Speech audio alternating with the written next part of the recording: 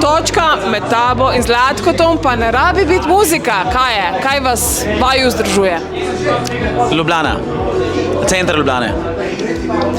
Velikrat se srečava tam, on zdaj tudi tam pomaga voditi en lokal.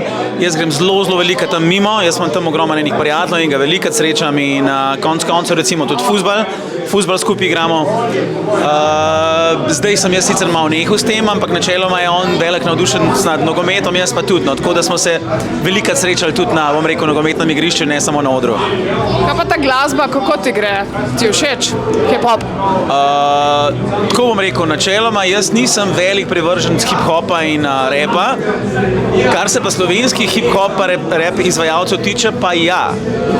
Se mi zdi, da mi jih je vredno poslušati, ker na prvem mestu njihovi komadi bazirajo na tekstu moje materinščine, na tekstih moje materinščine in je prav, da v bistvu posvetim temu več pozornosti, kot bom rekel ameriškemu repu ali pa kakšnemu drugemu repu. Tako da ja, kar poslušam, kar presluhnem, kar spremljam, pa tudi sodelujem z marsikom, recimo med drugim tudi seveda z Zlatkotom in Trkajem, pa še marsikom.